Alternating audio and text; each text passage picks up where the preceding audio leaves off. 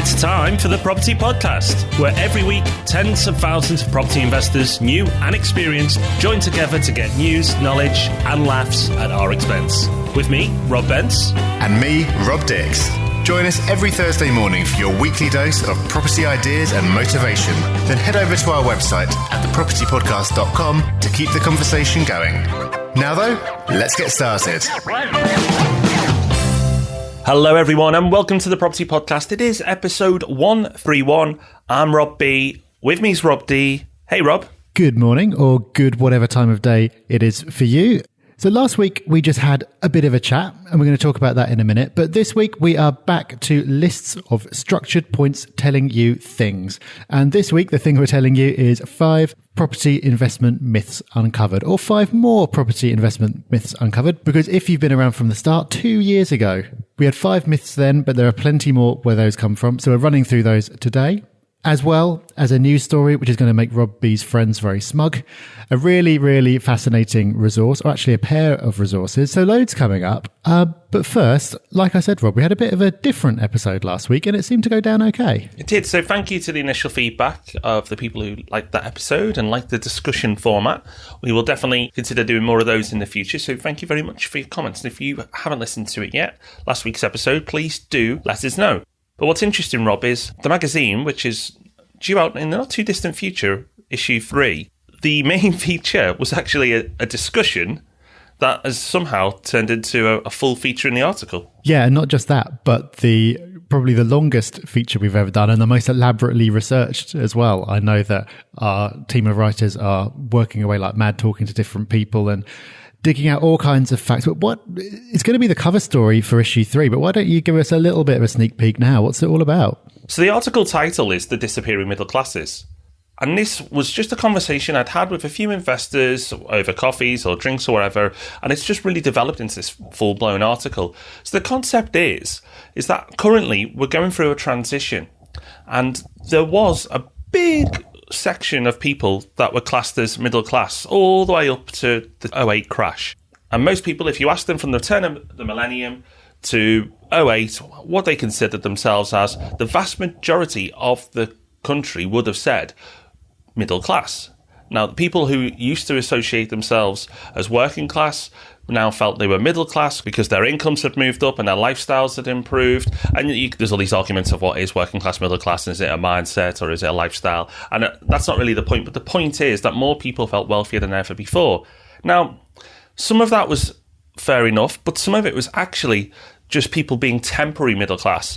And what I mean by that is it was just fueled by debt. They really didn't have the money or the resources to fund that lifestyle. And by taking on debt, refinancing their homes to go buy flash cars and flash holidays, they lived this lifestyle. Now, after the '08 crash, those people immediately were removed from what is classed as middle class and moved down a peg in terms of their earnings and lifestyle. Whether they've moved back to working class or just not wealthy or poor, whatever you want to call it, that's up to you. But the key point is there was less people in this band. So there's this big band that started to decrease. But also, the people who were left started to move one way or the other. And they started to move into wealthy or poor. So forget classes. It's not the class system what this is about. It's just where people are financially. And people were moving from the middle section, either up or down, and the middle classes were disappearing. And this is all because of financial education. There are big events going on in the world right now. There's a pension crisis. It's not talked about at all because people don't want to talk about it. It sounds boring. It might be boring, but it's super important because it will affect the vast majority of the people in this country. And most people don't understand how they're pretty much going to be screwed in the future if they don't do something about it. So maybe, Rob, future episodes or articles on a pension crisis, that'll be a ratings winner. But it's really important to understand it because it will affect you. But also the housing crisis, inflation, all these financial lessons most people don't know.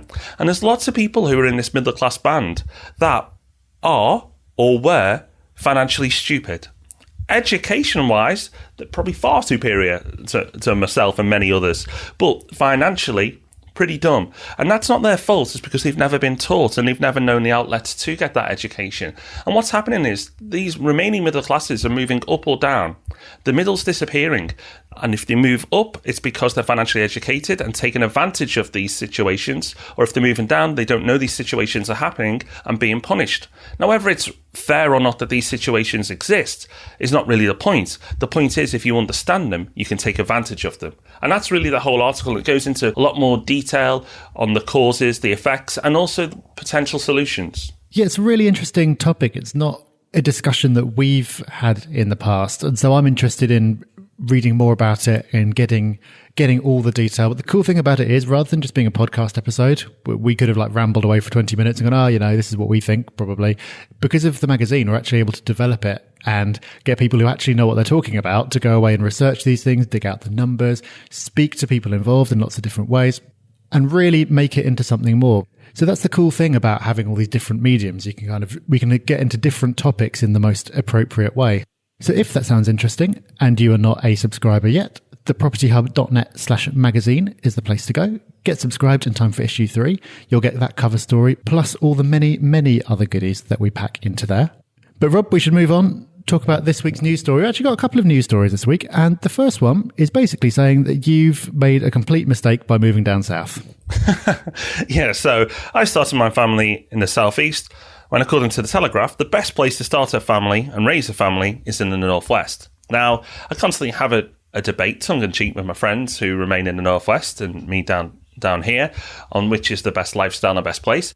I often cite the weather, and that is a clear winner most of the time, although it doesn't seem that anywhere's had much of a summer this year. But let's move on before we get very British and spend a podcast discussing the weather.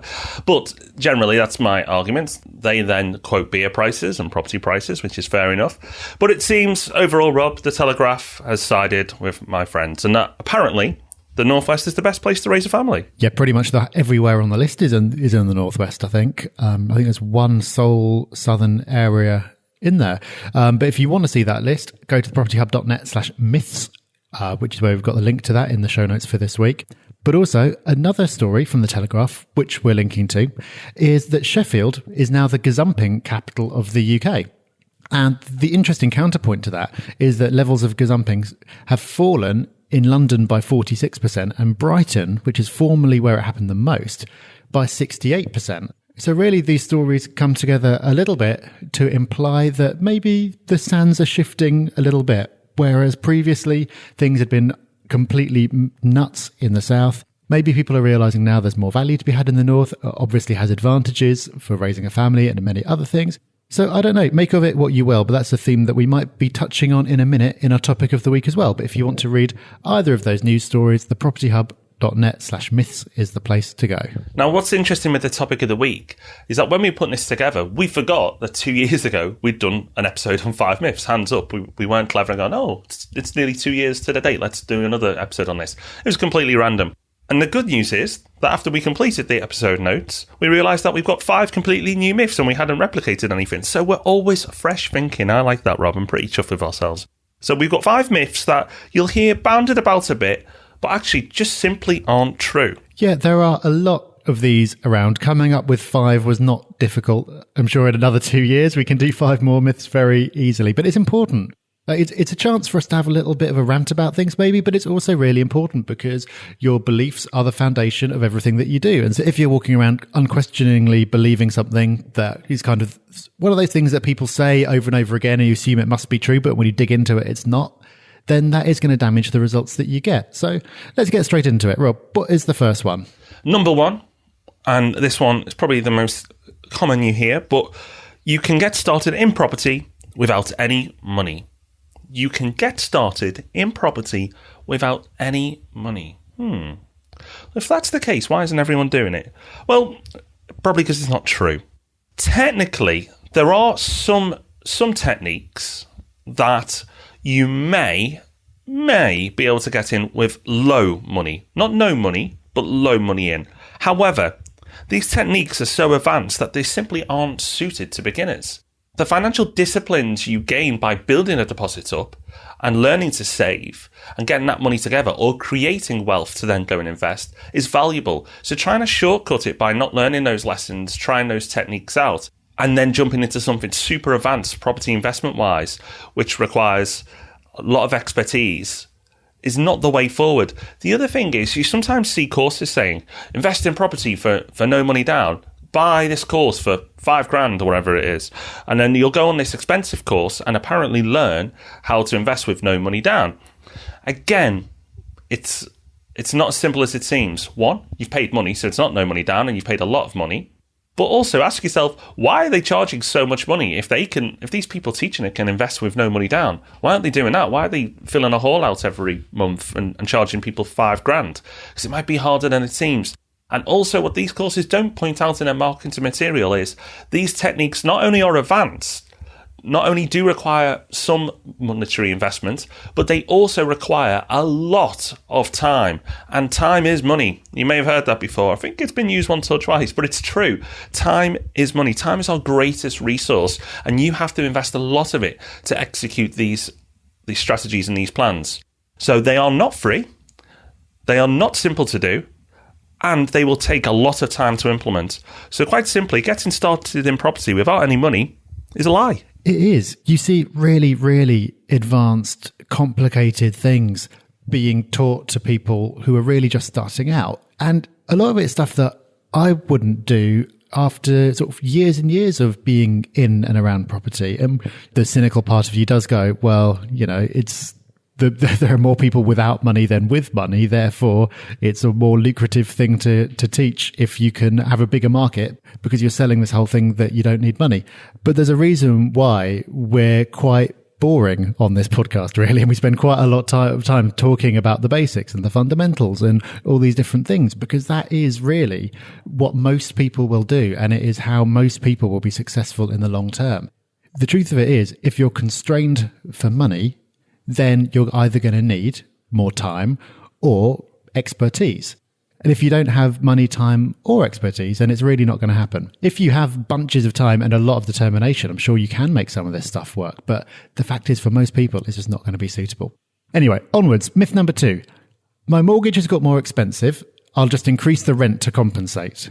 Or you could substitute in, I've now got to pay for a license for my local authority. I'll increase the rent to compensate. Or, very topical at the moment, landlords are having to pay more tax. That's just going to be passed on to tenants in the form of higher rents. This is a bit of a hobby horse for me at the moment, because I just do not think that is true.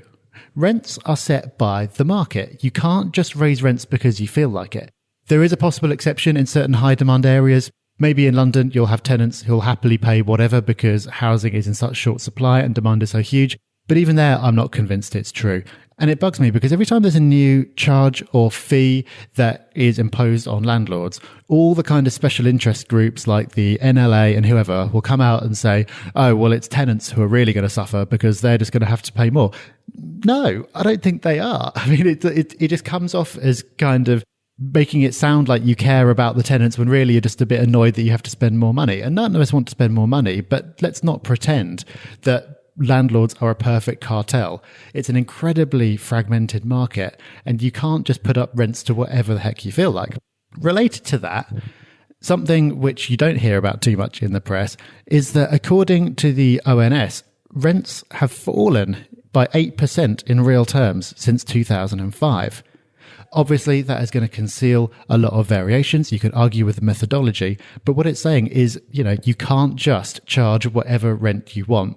Even with housing being in the short supply it is, and lots of people struggling to buy their own home, rents have fallen over the last decade.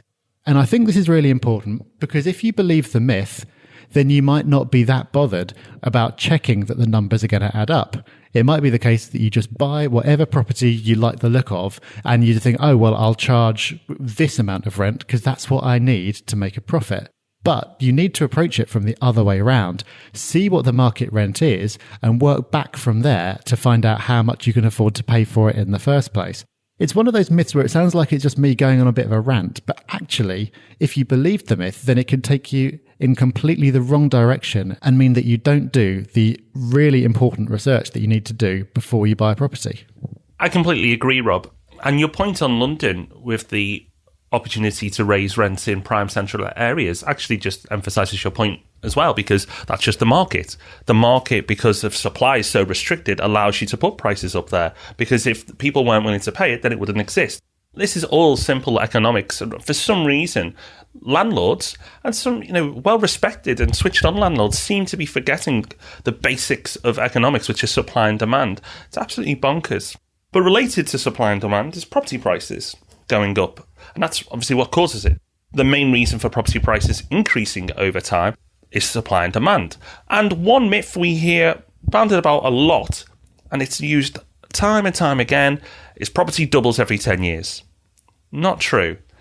Property on average in the UK has doubled every 9 years, according to the Nationwide Price Index, which came out in 1952. And Rob and I have done a whole episode on this where we dug into the data and got the facts. Now, that is not to say your property price will double every 9 years. So when people say 10 years, they often say it like a matter of fact that if you buy anything, it will go up and double every 10 years. Again, that's not true. So why? Well, because areas outperform other areas. Some areas will do very well at one part of the cycle, others not so well, and then other areas will really kick on. You can get areas which are just really poor performers, and if you've based your whole portfolio in one area and you're unlucky and that area is just a bit of a poor performer this time round, then you're in trouble. Reading is a prime example. Reading is doing very, very well at the moment. But in the last 10 years preceding the most current 10 years, Reading actually didn't double and it didn't do very well at all. So it just shows you think Reading would be prime all the time because of its proximity to London and the type of employment there. But no, Reading last time round didn't do too well, but this cycle is doing very well. So if you put all your eggs in one basket, you may do better than average, because the average is 9. Your all property prices, for example, if you've based them recently in Hackney, may double in 3, 4, 5 years maybe.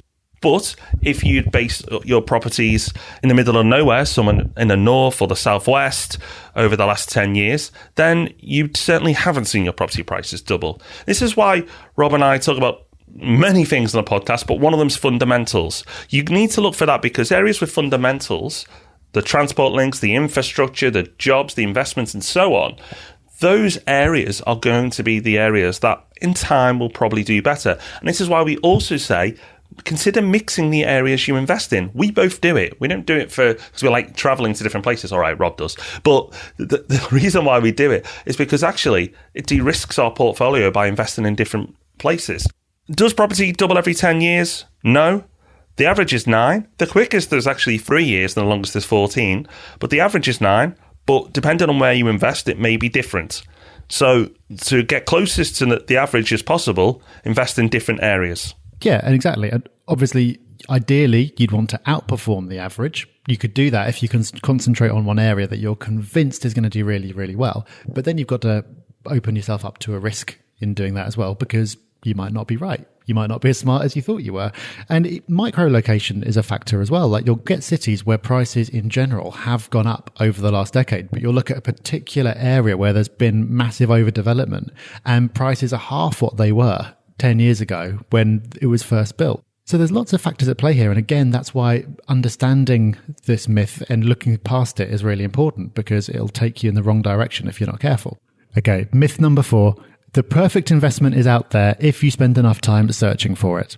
There is no such thing as the perfect investment. You always need to compromise on something. And that's why knowing your priorities are really, really important.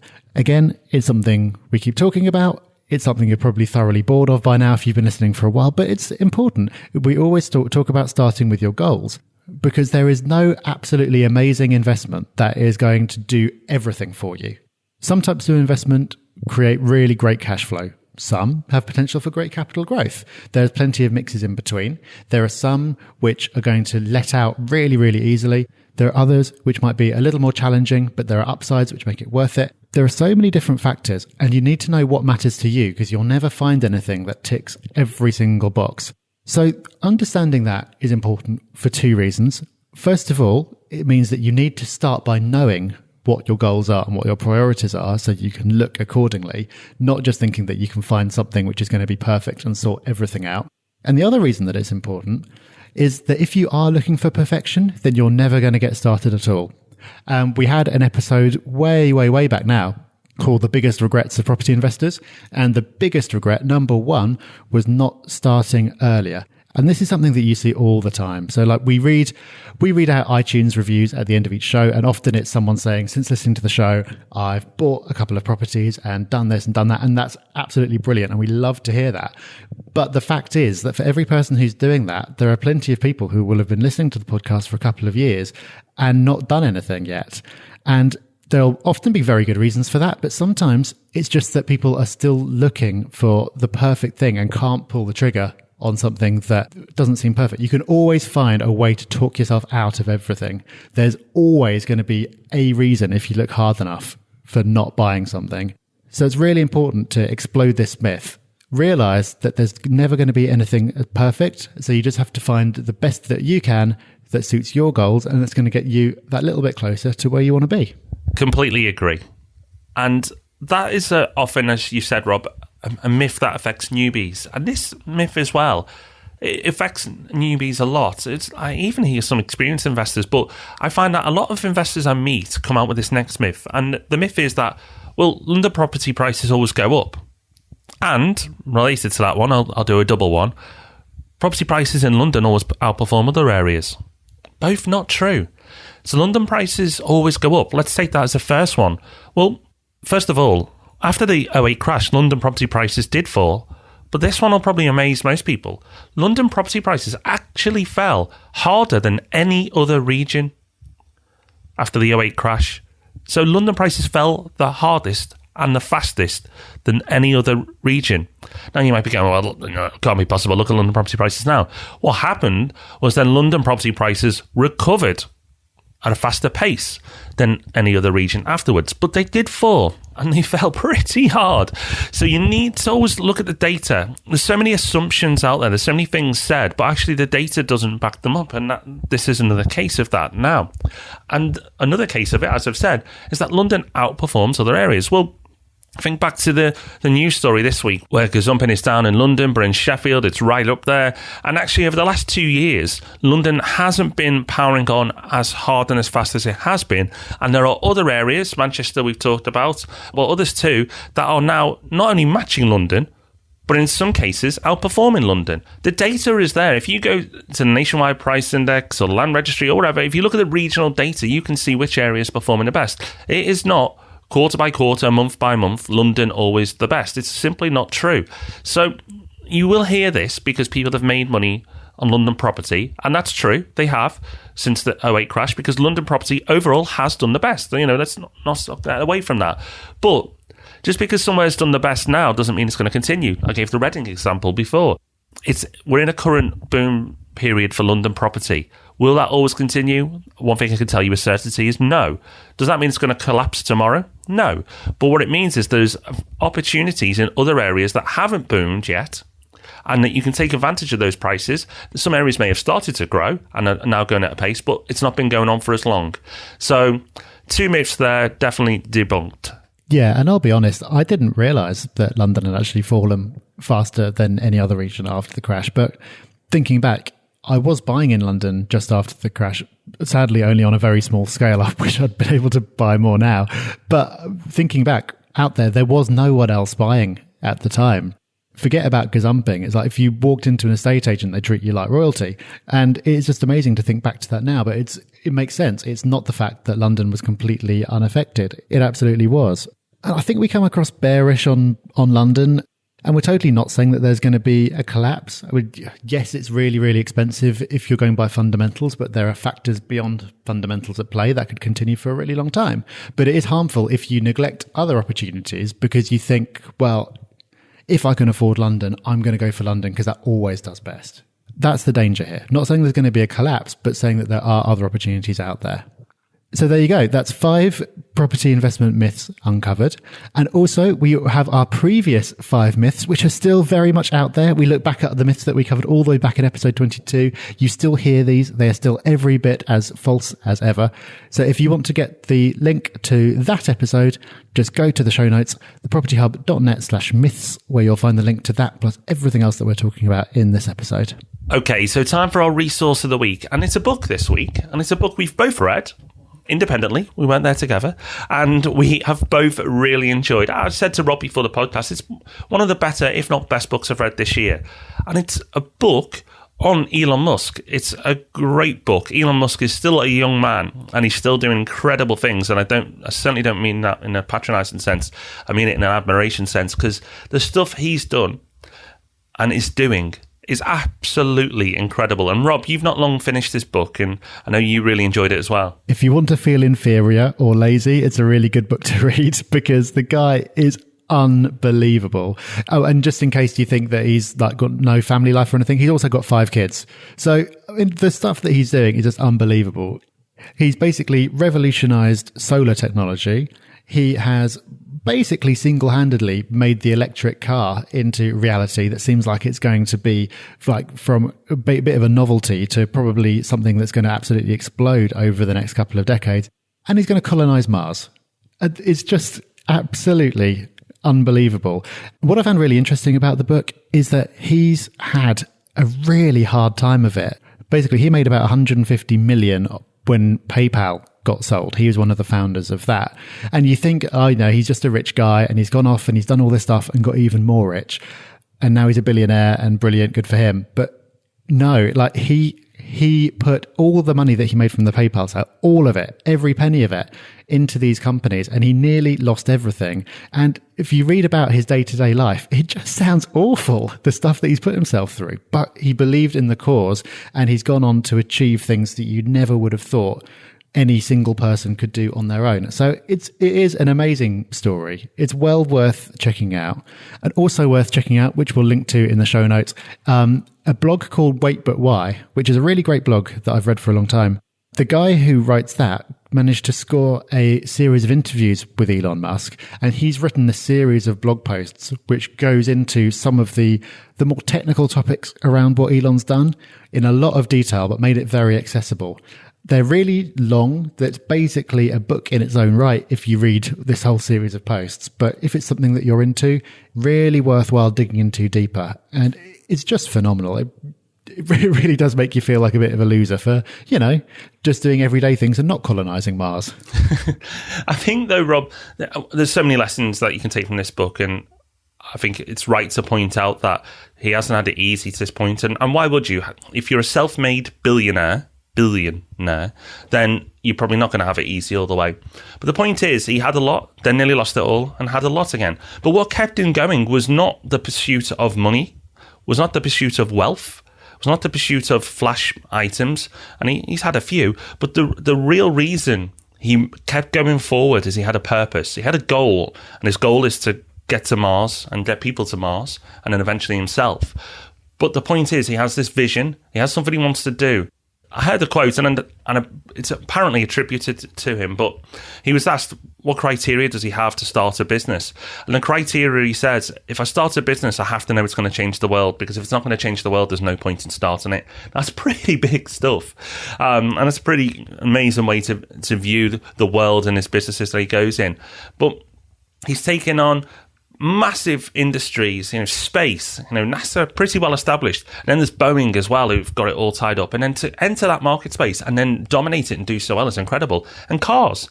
There's been no other car manufacturer for nearly 100 years to launch and be successful in America. And he's done that. It's an incredible story, and one that will continue to go. So really inspiring stuff. Arnie's another book, Arnold Schwarzenegger's book we recommended earlier this year as well. This is right up there for me as another book, as a must-read, to be inspired and get you thinking a little bit too. Yeah, definitely. It's really accessible as well, so well worth checking out. Well, what keeps us going is, of course, our mission, not the pursuit of iTunes reviews, but it does help. It does. And Suzanne, thank you so much for your review. It says, as a novice property investment, I've been doing a lot of research, and I don't think any course out there can give as much as Rob and Rob offer every week. They inspire, educate, and inform in a totally relaxed and fun way. Thanks, guys. Suzanne. Thank you, Suzanne. We very much appreciate your review. And thank you to everyone else who is leaving us reviews as well. We are very close to that 300 mark, as we mentioned recently. So thank you to the people who've left reviews since that call out a couple of weeks back. And if you'd like to leave us a review, if you're enjoying what we do, either on a Tuesday now or a Thursday, because yes, we podcast twice a week, you can leave us a review on iTunes. It's free to do, and we very much appreciate it. So next week, of course, we're back, and it's an interesting topic. It's one that not everyone is pretty good at, but it's why you should be networking, but just as importantly, and how to start. So why you should be networking and how to start. So that's next week's episode. I'm sure you'll enjoy that. We had an episode on networking a few weeks back, and that seems popular. So this should be a good carry on from that one. And remember, we discussed the magazine earlier. We got some really, really interesting stuff going into issue 3, which you still have time to subscribe to. So please go to thepropertyhub.net/magazine. So that's us for another week. Thank you for joining us. This has been 5 more Property Myths Uncovered, episode 131. Remember, you can get the show notes to this episode and all the things we've mentioned at thepropertyhub.net/myths. We'll be back next Tuesday and next Thursday. Speak to you then. Thanks. Bye-bye. Bye-bye. Thanks for listening to The Property Podcast. Make sure you join our mailing list at thepropertypodcast.com. And remember, we love 5-star reviews. Rob even loves them more than air miles.